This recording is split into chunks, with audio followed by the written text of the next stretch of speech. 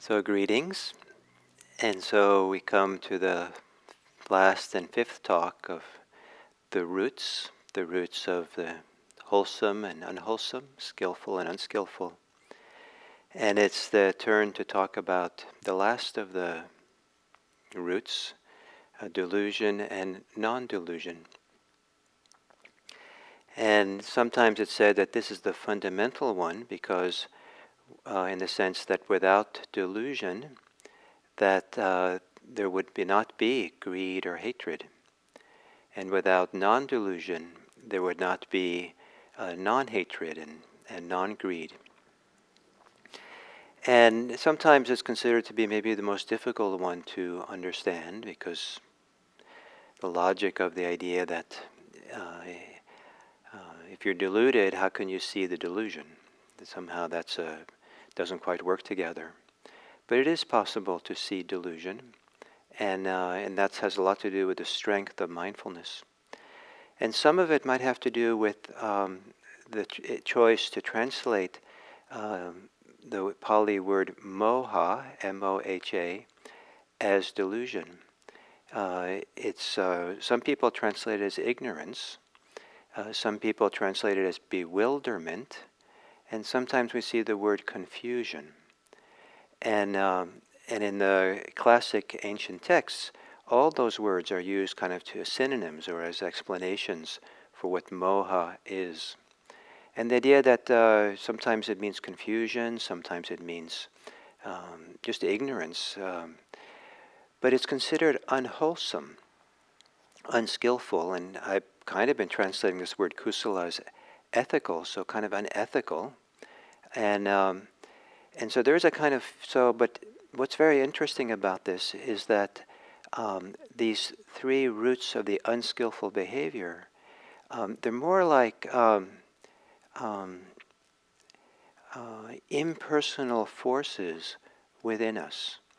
We don't have to take them personally in the sense of defining ourselves by them. That when human beings are born and grow up and just are, without any kind of practice or self-reflection, self-awareness, these forces operate within us, and to some people in greater degrees than others. And life conditions, the conditions of our life, our society, and all kinds of things affect which ones are predominant, or the wholesome roots which are predominant.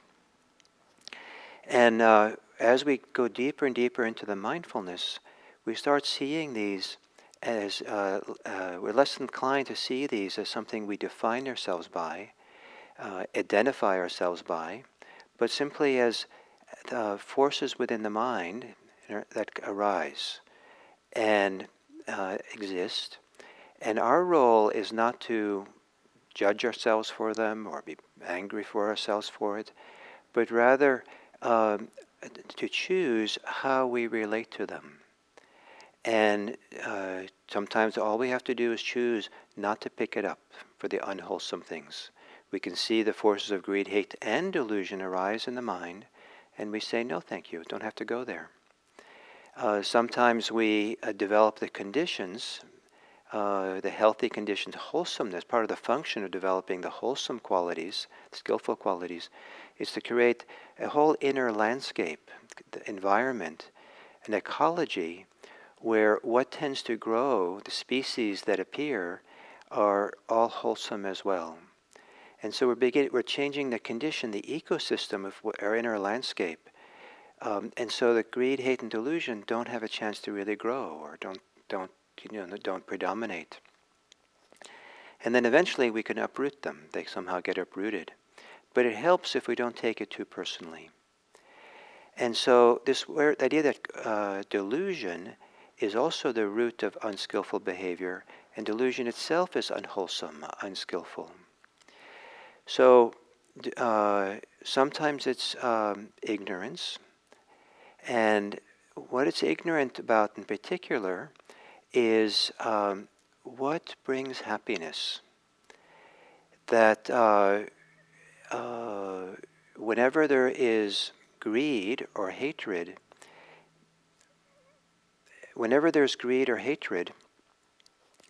there is Um,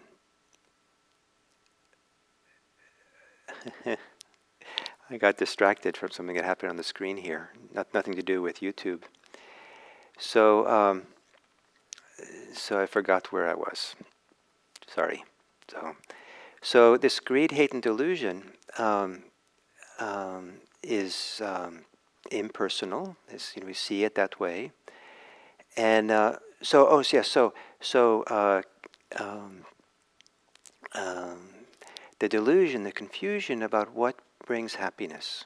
And whenever there's greed, and hate, it can be seen as a misunderstanding, a misdirected way of bringing welfare, happiness, something to ourselves. And the delusion is that somehow being greedy and having and wanting is somehow going to make us happy. And certainly greed can bring us pleasure. It can bring us a certain kind of delight and all that. But it doesn't really bring lasting happiness, or the deep well springs of happiness which the Dharma is looking for.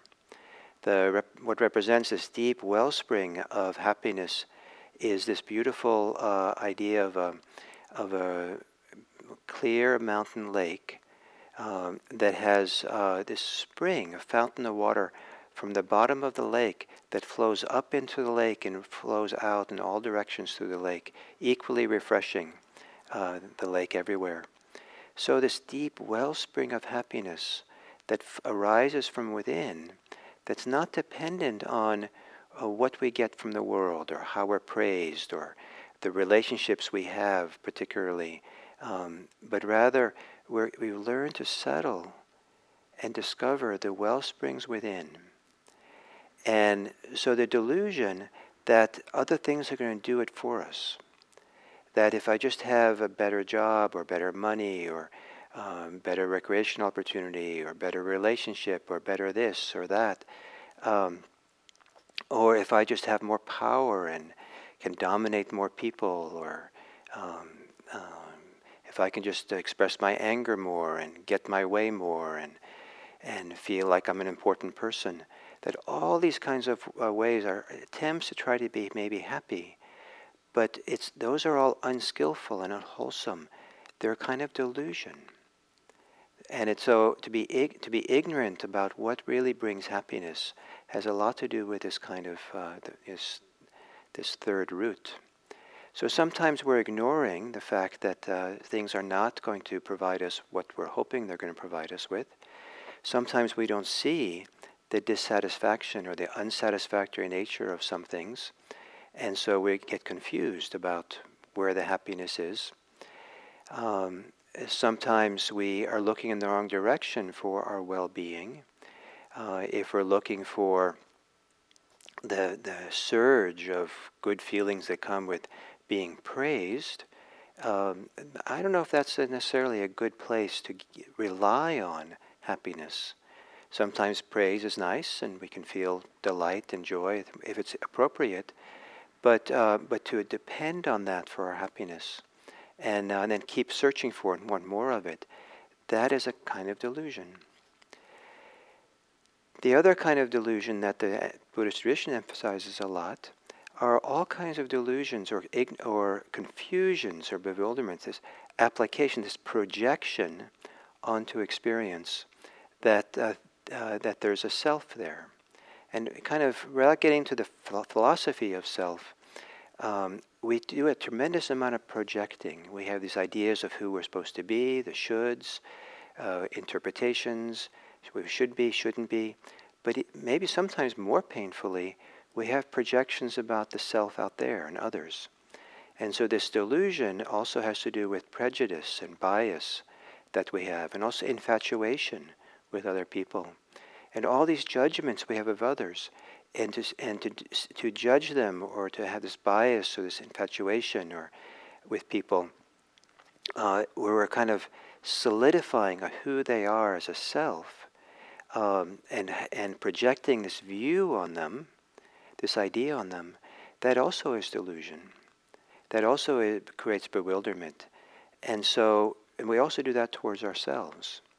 And this can be seen, and this is part of what mindfulness can help to do, If the mindfulness is strong, and you've given yourself, and you're living a life which is unhurried. Hurry, rushing and hurrying, doing things fast is not necessarily hurried. In my vocabulary, doing things fast, you can stay sometimes very present. Hurried means you're kind of ahead of yourself. You're thinking in the future. You're not really here for this experience because you're into going into the next thing. When we're hurried, there's very little mindfulness. But if we can be unhurried and aware, it's possible to watch thoughts, interpretations, judgments arise in the mind. And that's when you have a chance to really pop the bubble of delusion. We can see something arise, and we see that the mind has an interpretation, has an idea, has a thought, has a reaction, judgment. And because we see it so clearly as a thought, then we can question it. But if we don't hurried, or if we're caught up, or the mind is just, filled with prejudice, for example, and we have no awareness of it, then it fills all the space, and it becomes our reality. It becomes, this is what's true. We see through that lens. But when we can be mindful, we can watch that arise, those thoughts, and then we can question, is that really true? We can give it a second look. Is that really true? Was that person really that way? Am I really that way? Maybe there's another way, or maybe that's partial, or maybe that's not really accurate. So this delusion around self has a lot to do with the delusion of the projections onto us of all these ideas of self that can be quite debilitating. And sometimes, if awareness is the medicine, is healing, many of the ways we glom on or hold on to self, projections of self for self and others, is a little bit the illness that we're trying to heal. And then finally, one of the other delusion that tradition emphasizes a lot is that of permanence. The idea that anything is fixed in any kind of way that's more than even just a short while tends to trip us up, tends to create an unhealthy relationship that sooner or later is going to cause suffering. But if we can really understand and see, experience how much life is a river, how much is a stream and flow, not only do we see more accurately and we're more fluid, and we're not projecting permanence on experience and trying to hold it a certain way while it's actually changing, we're actually allowing the healing forces of our own psychophysical body to flow. Because that healing force of our own body is flowing, is a current almost like of change within us. And as soon as we freeze up and hold tight or seize up, some kind of healing flow current begins to not be available to us. So delusion is, if not an illness, it actually gets in the way of the natural healing, liberating momentum force processes that exist inside of us.